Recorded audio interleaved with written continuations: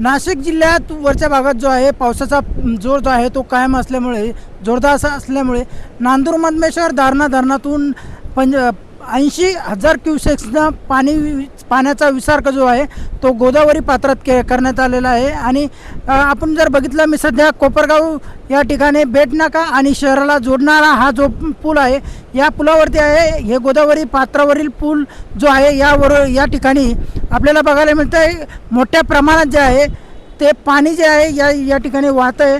आणि त्याच अनुषंगाने कोपरगाव नगर परिषद असेल आणि पोलीस प्रशासन असेल अलर्टवर आहे। आणि हा जो पूल आहे हा वाहतुकीसाठी सध्या बंद केलेला आहे। या ठिकाणी काही नागरिक आहे, आपण त्यांच्याशी बोलणार आहोत। नेमकी काय परिस्थिती आहे? काल साधारण एक 75,000 क्युसेस पाणी सोडलं होतं। तोपर्यंत काय भीतीसारखं वातावरण होतं, त्याच्यामुळं काल काय पूल बंद केलेलं नव्हतं, पण प्रशासन अलर्ट होतं। नगर परिषद असेल, पोलीस स्टेशन असेल, ते इथं होते। पण आज सकाळी जे 90 ते 95,000 क्युसेस पाणी सोडलेलं आहे, त्यामुळं जरा भीतीचं वातावरण निर्माण झालेलं आहे। आणि पाऊस हा बंद होत नाही आहे। आणि शाळा कॉलेजची मुलं असतील, येणारे जाणारे नागरिक असतील, ते इथं उभं राहून सेल्फी काढतात, व्हिडिओ करतात, तर ते धोका निर्माण होतो किंवा एखाद्याचा जीव जाऊ शकतो। कारण पाण्याकडे बघितल्यानंतर चक्कर येते। त्यामुळं पोलीस स्टेशन आणि नगर परिषदेने पूल हा बंद केलेला आहे। पण इमर्जन्सी जर काही असेल तर ते त्यांना जाऊ येऊ देतात। अशी इमर्जन्सीसाठी चालू आहे, परंतु संभाव्य धोका टाळण्यासाठी हा बंद आहे। हां, संभाव्य धोका टाळण्यासाठी हा बंद केलेला आहे। कारण पाण्याचा फ्लो खूप आहे आणि पाण्यात पाणी वाढते, पाऊस काही बंद नाही आहे, कधीही पाणी पुलावर चढू शकतं आणि कुठली जीवित हानी होऊ नये म्हणून यांनी रस्ता बंद केला। आता सध्या पुलाला पाणी लागण्याला किती अंतर आहे?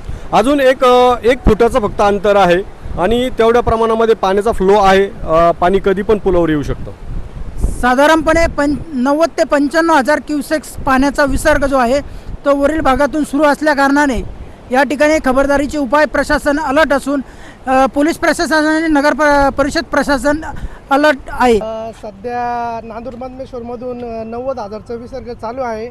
तरी पण नगरपालिकेने पाणी वाढायच्या अगोदरच इथे रेस्क्यू टीमला थांबवण्यात आलेलं आहे। म्हणजे पुढला कोणता पण धोका उद्भवू नये यासाठी अगोदरच प्रशासनाने रेस्क्यू टीम इथे थांबवलेली आहे।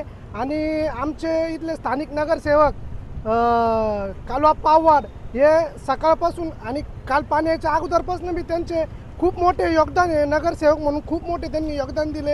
आणि तसंच आमच्या जे भागाचे इतर बी मुलं आहे जे सरकारी याच्यात नाही पण स्थानिक लेवलची बी जी जनता आहे ते पण खूप सहकार्य करू राहिले। तुम्ही काय काय काम करतात पूर सध्या पूरस्थिती ज्यावेळेस निर्माण होती त्यावेळेस काय होतं, जनसमूह जास्त वाढतो, लोकांची गर्दी वाढते, त्यामुळे ती गर्दी वाढू नये म्हणून त्यांना पुलावर येऊ नये, पाण्यात जाऊ नये याचं आम्ही सहकार्य करतो।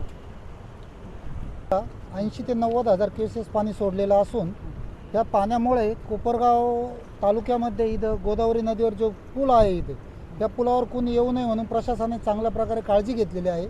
आणि त्याचप्रमाणे आमचे स्थानिक नगरसेवक असतील, कालवा पाववाड असतील, स्थानिक समाजसेवक असेल राजीनाथ ढाकणे आणि आमचे मित्र कंपनी सर्व टीम आम्ही मिळून इथं जर कोणी पडलं किंवा कोणी अडचणीत आलं तर त्यांना वाचवण्याचं काम आम्ही सर्वजण इथं वर्षानुवर्ष करत आहेत। आणि आत्तापर्यंत भरपूर वेळेस आमचे मित्र असतील, किरण असेल, आजीनाथ असेल, अप्पा असतील, यांनी आम्ही मिळून जर कोणावर आपत्कालीन परिस्थिती तयार झाली तर आमच्याकडे बोट असती आणि त्या बोटीच्या सहाय्याने आम्ही त्यांना बाहेर काढण्याचं काम हे प्रत्येक वेळेस करत आलेलो आहे।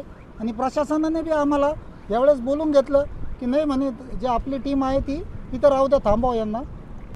काय काय काम करतात? काम म्हणजे समजा पाण्यात लोक पडले, कुणी उडी मारली, याला काढायचं काम, डेड बॉडी असली ती समजा वरतून डेड बॉडी येते, बॉडी काढायचं काम किरण आहे, आजीनाथ भाऊ, संदीप, सचिन भाऊ, हे सगळे मुलं आणि हे जे मुलं सगळे आहे हे सकाळी 6 ते रात्री 11 वाजेपर्यंत इथंच बसून असतात। म्हणजे वेगवेगळ्या ड्युटी लागतात, समजा काही काम असलं ते बाहेर जातात आणि ज्याला काम नसेल ते थांबतात। हे सगळं सेवाभावी करतं, काय विषय म्हणजे आम्हीच नाही, आमचे घरचे वडीलधारे सगळे जे जुने माणसं आहे त्यांनी हेच काम केलं आणि आम्ही हेच काम करतो, जसं पद्धतीने काम करत असतो। वर्षापासून हे कार्य करताय?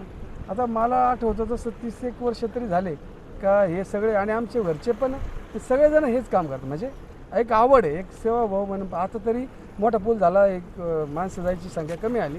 ज्यावेळेस छोटा पूल होता त्यावेळेस संख्या अनेक होती, अनेक जण जायचे, त्यावेळेस जास्त प्रमाणात हे चालायचं, त्यावेळेस घरचे लोक आम्ही करत राहायचो। आता कोपरगाव शहराची वाहतूक बंद झालेली आहे, संपर्क तुटत चालला आहे.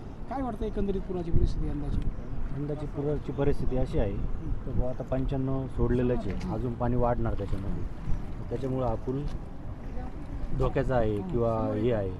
तर ते थांबवण्यासाठी, निसर्ग थांबवण्यासाठी आता पाण्याचा लोट वाढवण्यासाठी किंवा थांबण्यासाठी हा प्रयत्न चालू आहे. जसे आमचे मुलं सर्वजण इथं आहेच. आमच्या म्हणजे के समय कॉलेज कोपरगाव लगत आहे, नदीच्या कडाला आहे. ते मुलं इथून जाता येतात, आमचे लहान मुलं जाता येतात, त्यांना सुरक्षित घेऊन जाणे किंवा घेऊन येणे एवढीच आमची काळजी आहे. आम्ही घेतो राहतो. हे सर्व मुलं इथं त्यासाठी थांबलेले.